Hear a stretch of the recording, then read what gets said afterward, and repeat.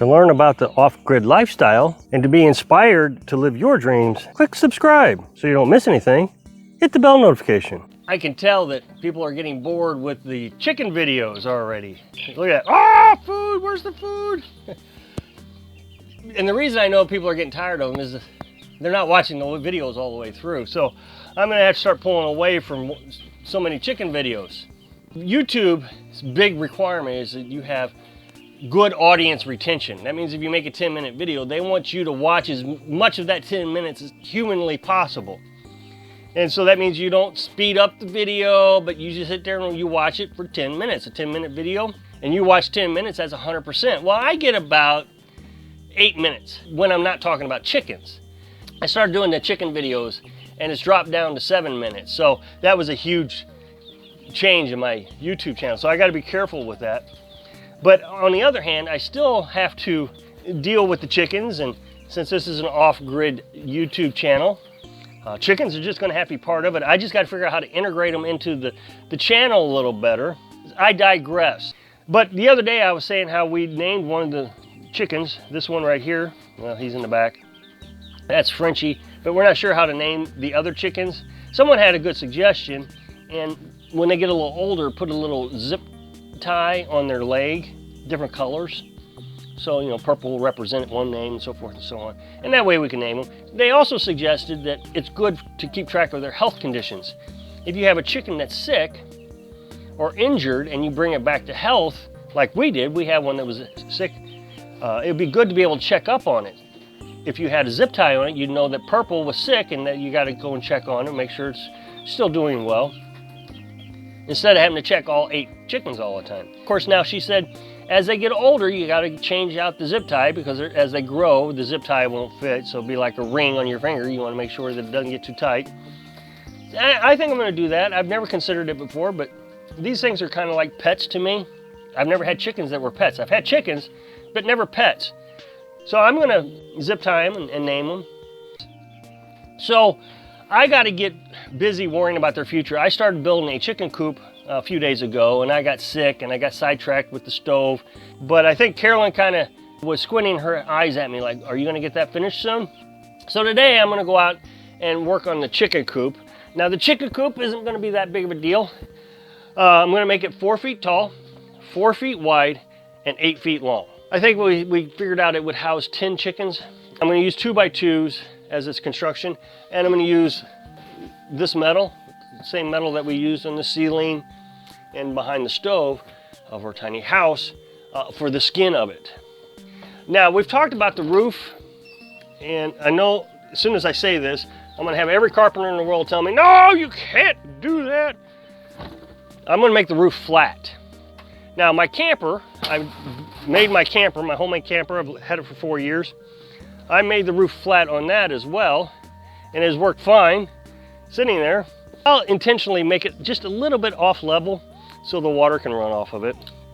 But with it being a metal roof, if I seal up the seams with silicone, it will never leak, it'll be fine. And besides that, it's a chicken coop. I've already got one wall built right here. It only took me a half hour to do that.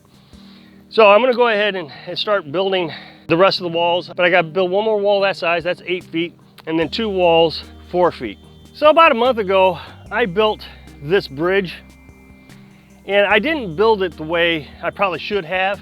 I built it where it would be cheap and easy to build. I basically built a box, ran a couple braces down the center, and then ran boards across. And I wanted to try to demonstrate that you can make projects easy. Construction doesn't have to be hard. And so that's what I'm trying to do with this chicken coop. It's going to be a very easy construction. And so one of the things that's going to make it easy is I'm not building a floor to the chicken coop. I'm going to have it sitting on bricks 2 feet or 3 feet off the ground. And I'm going to put this hardware cloth. It's like screen material, chicken wire material, I don't know. And this will be the floor for the chicken coop. Very easy construction, doesn't have to be complicated. Okay, so this is the tools that I'm going to be needing today. This is not a hard project. I got a 12-foot tape measure. I like 12-foot tape measures. This is easy to carry, put in my pocket. The other thing I got is Carolyn's little saw. Now I have a regular circular saw, that I got to run off the generator. But this one's really nice. It works great. Of course, you just got to go a little slow. And then I got my 2 little drills over here. When you're cutting 2x2s, you're going to want to drill a little pilot hole, because if you're going to use screws to screw in, the screws will crack the 2x2. So just drill a little pilot hole. And then I got my impact driver that screws in the screws. This is a framing square, carpenter square. Again, everybody's going to have their own personal name for them, but these are a square. And you use these to draw a straight line. Different manufacturers call them different things, so instead of commenting below telling me what it's called, just believe that whatever you're calling it is correct. And a carpenter's pencil. I don't know why I have to have a carpenter's pencil. I could just use a regular pencil. I'm sure somebody in the comment section is going to tell me why it's so important to have one, but I've used both. I'm happy with either one. So if you don't have a carpenter's pencil, just get yourself a pencil. So you see here I'm using the carpenter square, the framing square, to draw a straight line. That's all I'm using it for. So you just put the one side up against the board, and the other side will all of a sudden become a straight line.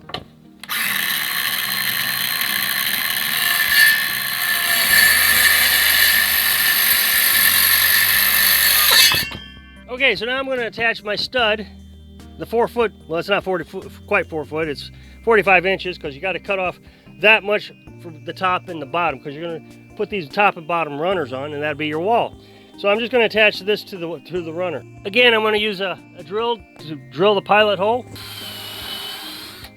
I'm going to use a 3-inch screw. Now I know a lot of people don't like screws. If you want to use nails, that's fine by me. I like screws, so I'm using screws. I use screws in a tiny house, and it's holding up great. Put the stud every 2 feet. My metal that I showed you in the house is 2 feet wide, so the seam of the metal will land right on the stud. Normally when you're building a house, you put studs every 16 inches. And so on your tape measure, I'm surprised how many people don't know this. You actually have a red mark every 16 inches to show you where the stud is. So if you come out 32,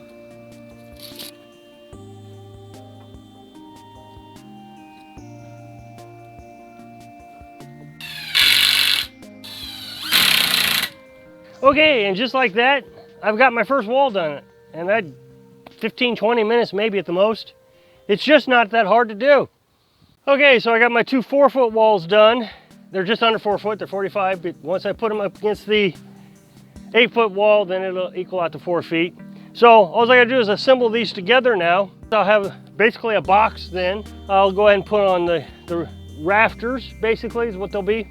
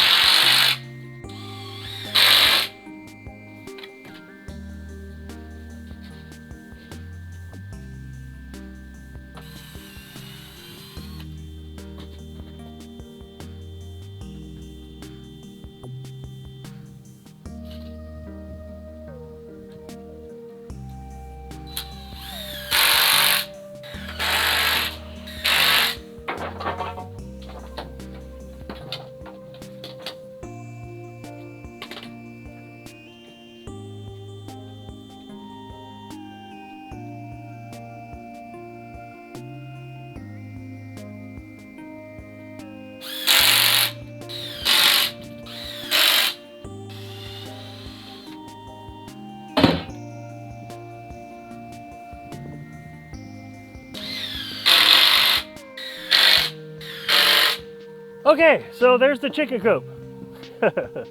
Now, you'll see that I got 2 feet spacing here.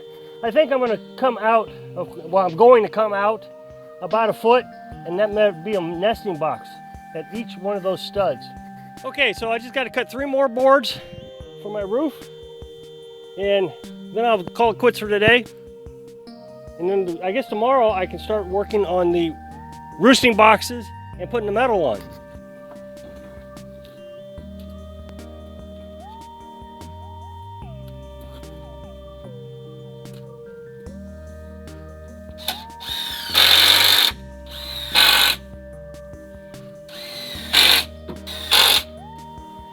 Okay, so I think this is all I can get done today because I got to get to work. You know, that thing, you got to make money, you know, that thing, yeah. Well, I got to do that today. So I'll have to stop on this, but I got pretty much everything I was worried about done. I'll make the roosting boxes. That won't be hard. I'll just throw in some boards. I think I'll just probably put a board on each end. You'll see tomorrow when I start doing it. It won't be hard. I'll just run a board all the way across. It'll be real easy. And then I'll start putting the metal on. On the roof, I'll put 2 sheets on. One here, one there. I won't have to cut that. I'll have to cut all the sheets for the wall. That'll be, because the sheets are 8 feet tall and I got to cut it down to 4 feet. So that'll be the toughest part of the job is cutting the metal. So I hope I can inspire you to create something easy for your dream. Thanks for watching.